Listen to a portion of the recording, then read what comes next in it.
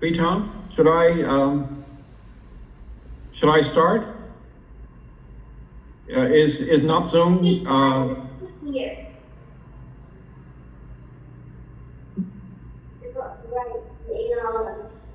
I think Tom told you to go ahead now.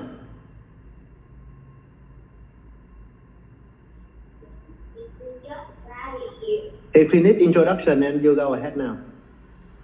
Okay. Good evening to all of you. Thank you for joining this discussion, what will be a discussion. I will make some very brief opening remarks in a very complicated situation, and then we can try and figure out A, what has happened, B, what the current situation is, and C, what reasonable steps going forward are. It's obvious to all of you, I know, that Vietnam has been successful to a large degree because it has entered into the international trading system. It signed a lot of trade treaties. It has a very open economy. Exports are nearly equal to GDP. Most of those exports are imported inputs, often from Asia. And, as a result, partly because initially China had rising labor costs, and then later because China faced higher tariffs, a lot of FDI moved from China to Vietnam, and Vietnam has added millions of factory jobs. I think about 70% between 2011 and 2020 of the increase in the labor force, 70% was in factories and largely in FDI export factories. So Vietnam's economy has really relied on, to its great benefit, the shift to a large degree from China, and acted more as an assembler of goods than an internal producer of goods. This frankly was not sustainable. You're running out of people to staff factories like this, and if you're going to keep growing, you need to increase productivity and not just put smartphones together. Into all of this comes the second term of President Trump, and I think a lot of people, including myself, have been trying to figure out what is guiding his policies, if anything. And I think for a long time, President Trump has made it clear that he thinks like a businessman, and to a businessman, a deficit is bad. And so if there is a bilateral trade deficit with Vietnam, that means that that's bad, that the system is rigged, that we're being taken advantage of. Now, most of the world does not think like this. Most economists do not think like this. And the fact that U.S. consumers have benefited from having a large choice of goods that are reasonably priced does not seem, he doesn't think in win-win terms, he thinks in win-lose terms. So he has people around him that understand the world better. I mean, the idea that, factories will come streaming back to America to sew t-shirts or put shoes together is not realistic. That won't happen. He is limiting in-migration. He is trying to drive out millions of workers who have uncertain, documentation. And, without that, the unemployment rate is already very low. The native labor force is growing very slowly and is not young. And as a result, it would simply not be possible to find the millions and millions of workers, even with robots, to replace the countries like Vietnam that we rely on for many of our goods, just as we could not easily replace coffee imports. You know, the US does not grow coffee except a little bit in Hawaii. And, you know, we would not have coffee if we did not import it. Well, it's sort of the same with a lot of goods that Vietnam puts together. The steps that President Trump announced, these, you know, reciprocal tariffs, so-called, have almost nothing to do with tariff rates. The tariff rate that Vietnam charges on US imports is high single digits, which is higher than the US had charged on Vietnam's imports. But they were not the main issue. I mean, Vietnam, you know, exports about, this is US Census data now, about 140 billion or something like that, and imports US goods of maybe 12 or 15 billion. So there's a huge, you know, 120 something billion deficit in goods between Vietnam and the United States. It's one of the largest, I think the third largest in the world. So, you know, Vietnam relies 30% on US markets. It doesn't import a lot from the US, and Trump's methodology basically looks at the trade deficit rather than at actual tariff rates. Now, how do you deal with this? Well, I think there are two basic responses. You know, China, which is a large country and, you know, doesn't rely on the US as much as it used to, is fighting this, and that's completely understandable. I don't quarrel with China reacting the way it has done. The EU, I think, is trying to figure out whether it's better to negotiate or to fight, and that's complicated because they really want US defense support with Ukraine and Russia and so on. And then I think many other countries have decided to try and placate and negotiate, and I would put Vietnam in that group. And I think I would say several things. One is, I think it's the right decision. I think Trump in general will treat, I'm sorry, Trump will treat countries that negotiate better than countries that resist. Even between Canada and Mexico, you can see this. Canada is resisting, I think, quite understandably. Mexico is trying to placate quite understandably. And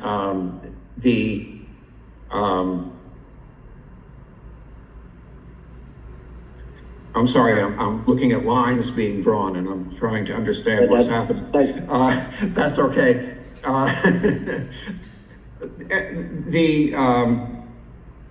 The other thing is, and I've heard this from people close to the current administration, Vietnam is actually liked by Trump. He's under the impression that he's popular in Vietnam. The Vietnamese leadership has always treated him with respect and deference. And, you know, To Lam was among the first to call up and say, you know, we'll cut tariffs to zero. You know, let's negotiate this, which is exactly what Trump wants. Trump wants bilateral negotiations in which he can declare victory, whether or not it's substantive. I think from Vietnam's point of view, you know, if they had to pay 10% tariffs and everybody else did, not much would change. I mean, yes, US imports would be a little more expensive, but you know, if you think of a pair of sneakers that sells at retail for $100, they probably leave the factory in Vietnam for 20. They're marked up along the way for, you know, Nike wholesale markups and then retail markups and so on. But, you know, the actual impact on sneaker prices would not be catastrophic with a 10% tariff. What Vietnam does not want is they pay 30% and India pays 10 or 20%, because then they're at a disadvantage relative to other competing nations that might, sell clothing or put together shoes or smartphones or something. I think Vietnam's intelligent goal is to be treated equally with other countries that are in a similar basket in terms of, getting FDI and exporting to the U.S. I think that's in the short term. In the medium term, I think if the U.S. really sort of puts up very high tariff walls around itself, they're only 10 or 12% of world trade. The U.S. is not all that large.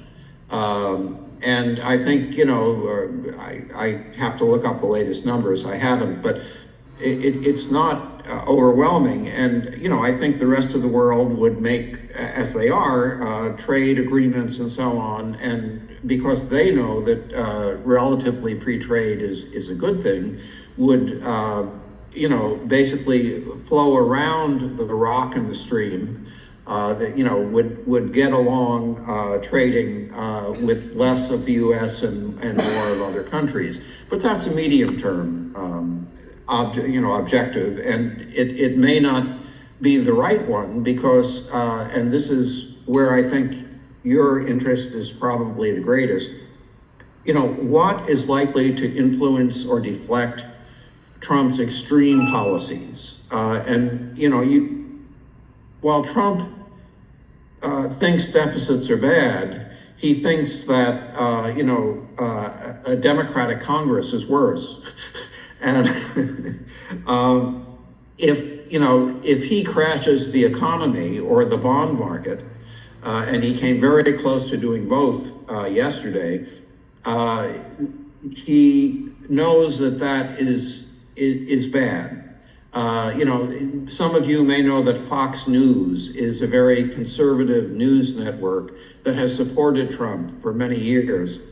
And when Marie Bartiromo, who is a finance correspondent, said on Fox, Mr. President, things are close to breaking, you better ease off. I think that, along with advice from his Treasury Secretary, who was worried, and maybe the Federal Reserve, that were worried about the bond market, made him basically do this 90-day deferral of the extreme tariffs. And I think that hopefully is the first step in a more productive negotiation, which would result in lower tariffs and not very large dislocation. The alternative is that people like Peter Navarro, who is a trade deficit hawk, and ascribes the trade deficits the U.S. runs primarily to unfair practices of currency or government procurement or other rules of, like with the EU, we soak our chickens in bleach to kill the bacteria, and the EU doesn't allow that. We don't export so many chickens to the EU. These kinds of barriers do, reduce U.S. exports. There's no doubt about it.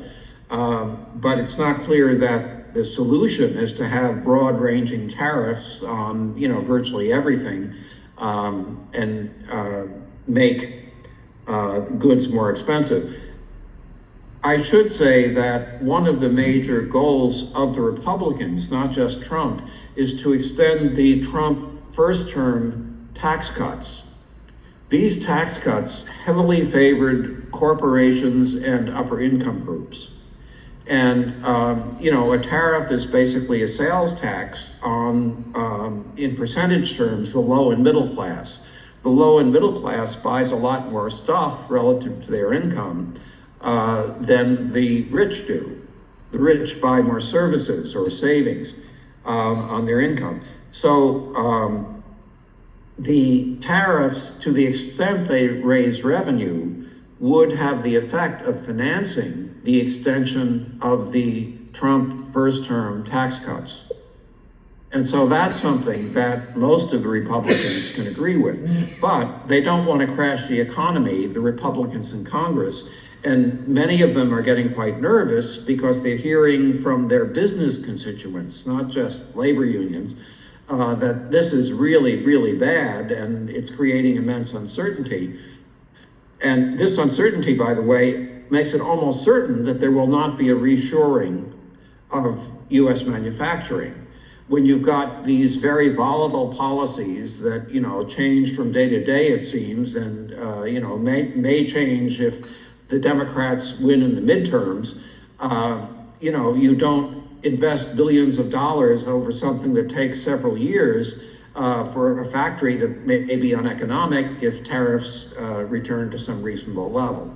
So, I think there are many contradictions, frankly, in the current policy. It's not settled, and it certainly has caused a tremendous amount of anxiety in the rest of the world. And, I think Vietnam is playing this, about as well as it can. And if any country is likely to cut a reasonable deal, I think Vietnam is one of them, because unlike some other countries, Trump actually likes Vietnam, or likes, the leadership. And I think in To Lam recognizes someone he regards as a strong leader who he can deal with. And, that helps tremendously. It may not be decisive, these things are complicated. But at the end of the day, I think, and I say this both as a friend of Vietnam and as an analyst, I think Vietnam will come out of this scathed but not injured significantly. In other words, I think this will be a speed bump, but not an anti-tank ditch. And if I'm right, then, maybe you won't get 8% this year, but, you can focus on your medium-term goals, which I think To Lam and the party have and government have indicated, which is you have to get more domestic value added in exports, you have to get more technically sophisticated, you need to upgrade a lot of small and medium firms. I mean, these things make sense anyway, but they would certainly create more resilience and an ability to respond to shocks like this, which, while definitely unnecessary and unwelcome, are not likely to derail your growth. They may slow it down for a period of time, but I don't think this is a cataclysmic development as near as I can see. Certainly the short term is that this 90-day delay is the first step in tiptoeing back to more reasonable negotiations, rather than a simple delay before they go fully in the other direction that they had been. So why don't I'm completely willing to ask any questions. What I should say is that if the bond market doesn't slow down Trump, and the stock market doesn't slow down Trump, and I think they would, and are, in fact, I think he was responding to that. I think the fact that some Republican senators and congressmen may flip could slow down Trump. Let me explain just one more thing. A lot of the tariff powers are vested with Congress in the Constitution. There is a law which gives the president tariff negotiation ability, but if he declares an emergency and starts doing what he's doing, and more than half the Congress disagrees, he loses that power. It goes back to Congress. Now, there are problems with Congress because, when you get every interest involved, you can get filibusters and so on in the Senate. But you know, I think at this point, it is not beyond belief that even in this, next 10 or 15 months, the Congress could pull back those emergency powers from the president. I mean, if things got really bad in the recession and so on. And if that didn't happen, then in the November elections next year, I think it's very likely that at least one and possibly both Senate and House would tilt more towards the Democrats, because a lot of swing voters that went for Trump are really, really upset. A majority now, I think 55% maybe, say he's doing a bad job on the economy. If people, and the economy is more important than Ukraine or trans rights or immigration even. The economy is front and center, and people see Trump as correctly as making things worse at the moment. Now he's saying this is a long-term goal, stick with it, hang tough. And you can make that argument weakly, but I think people are not buying it. And so I think if he's not checked in the next year or so, I think he could well be checked in the next 2 years or so. And so, that's yet another reason why people are not investing largely in U.S. reshoring. They're trying to figure out what they can do, and in the meantime, the lack of investment may cause a recession in the U.S. Goldman Sachs, an investment bank, said that it's now about 50-50 for a recession, and it said it really depends on the trade policies. So, assuming that President Trump does not want a recession or a Democratic Congress, he may then be pressured into, a more mainstream trade policy, which I think is likely. But why don't I stop there?